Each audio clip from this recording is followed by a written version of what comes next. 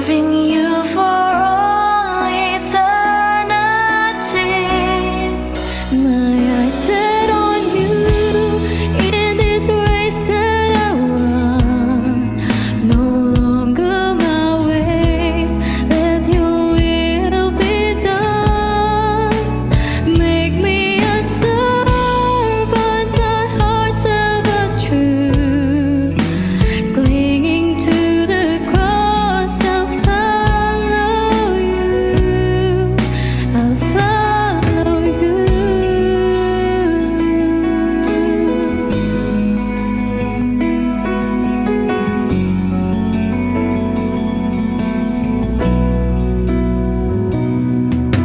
Standing in awe of your grace, setting my feet in your ways, entering into your presence to behold you face to face. God of all heaven and earth, holding me in your embrace, unfailing love that surrounds me. Oh God, I stand amazed. My Jesus, our Lord, you're the love of my life. Wherever you go, wanna be by your side. No longer I, but Christ living in me, serving you for all eternity. My eyes set on you in this race that I run. No longer my ways, let your will be done. Make me a servant, my heart's ever true. Clinging to the cross, I'll follow you.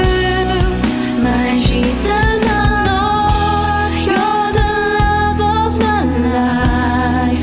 Wherever you go, wanna be by your side. No longer I, but Christ living in me, serving you for all eternity.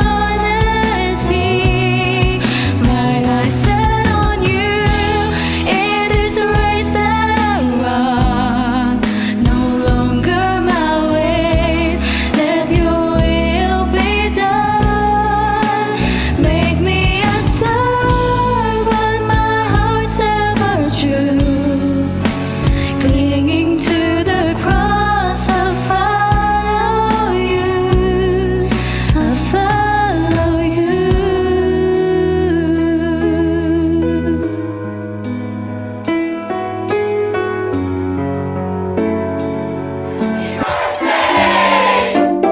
And happy birthday po Ate Nori. Ayan, parang ginamit po sa akin si Ate Nori dati, no? Parang hindi pa ako marunong mag-devo. Tapos parang inaano pa lang po kami ina-encourage pa lang kami ni Ate Ruby na ay simulan yung pagde-devo gamit yung soap. Tapos ayun, nag-chat ako kay Ate Nori noon. Yan, tanda pa siya ni Ate Ruby na ayun yung chinat ko doon kung pwede ba magpaalaga na spiritual sa kanya kasi nakita ko yung grabe yung on fire niya kay Lord noon. Tapos ayun, parang naging siya sa akin, naging malapit siya sa akin nung matenda ko ng BS ng Similia. Tapos andun nga yung in-encourage niya ako na bawat gabi, chinachat niya ako na, "Hi Bianca, ano yung natanggap mong word galing kay Lord," ganyan.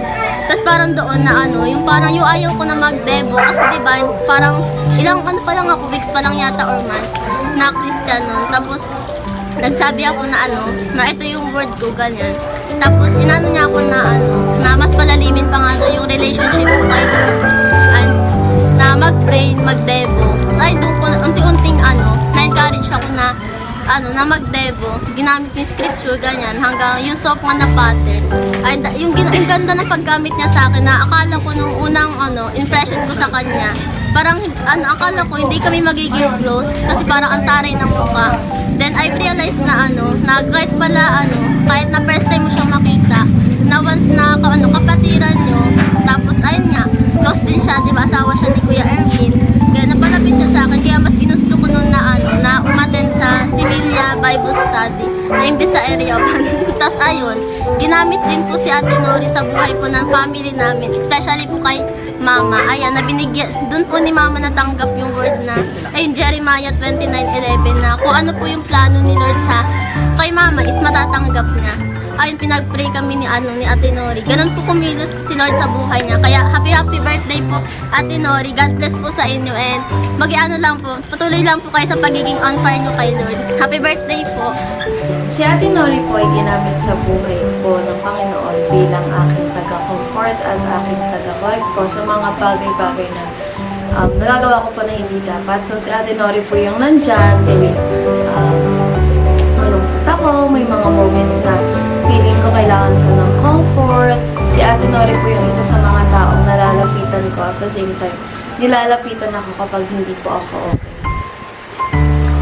Tapos po, pinapasalamatan ko ang Panginoon sa buhay ni Ate Nori dahil sobrang laking tulong ni Ate Nori sa journey ko po bilang isang estudyante at bilang isang Kristiyana, dahil tinulungan po ako ni Ate Nori ma-overcome yung mga challenges po na hinarap ko. At the same time, si Ate Nori po yung isa sa mga ate ko po sa church na hindi po pinaramdam sa akin na iba ako. Bagkus pinaramdam niya po sa akin na meron akong ate, meron akong malalapitan. At sobrang thankful po sa kanya kasi hindi niya po ako pinabayaan at patuloy po siyang nag-i-stay bilang ate ko po dito sa ating church. And happy birthday, Ate Nori. I wish you all the best po. I wish you all the best po. Sana po patuloy ka pong ingatan at gabayan ng Panginoon. Nagpapasalamat po ako kay Lord na nandyan ka. And marami po kaming blessed na naging ate ka po. Sana po patuloy ka po niyang bigyan ng good health at mas gamitin ka pa po ni Lord sa kanyang mga gawain at mas marami pa po namang ma-bless sa buhay mo. Kagaya ko po. Ito, ayun lang po. Thank you. Si Ate Nori, nagpapasalamat kami kay Lord kasi nag-yes siya sa pagtawag ni Lord sa kanya. Ang laki kasi nung naging, parang ang laki nung natulong niya o ang laki nung naging impact niya, yung pagpapagamit niya kay Lord, especially sa aming mag-asawa, sa married life namin, na meron kami nakakausap na married couple din na nagpapagamit kay Lord. Siyempre, nagpapasalamat kami sa buhay ni Ate Nori kasi kumbaga siya yung ginamit na instrument ni Lord sa Open Ministry na kumbaga. Dahil sa kanya, yun nga, yung buhayan ng Open Ministry. At si Ate Nori talagang nagpagamit siya. Hindi siya umindi kay Lord kahit na maraming kumbaga problema, hindi madaling i-handle yung focus kasi lalo na pagdating sa time, may mga kanya-kanya kasi kami buhay na kumbaga may sarili-sariling hindi lahat kami pare-parehas ng oras para i-handle yung ganun ministry. Kaya ako nagpapasalamat kay Lord dahil binigyan din si Ate Nori ng pusong marunong sumunod at pusong marunong umintindi sa kumbaga sa mga kasamahan niya sa ministry. Ayun lang. Happy birthday, Ate Nori. Happy birthday, Ate Nori! Ito nga, happy birthday sa'yo. So, 25 na tayo, charot. Ayun, so thank you for being a blessing sa buhay ko at ng maraming tao.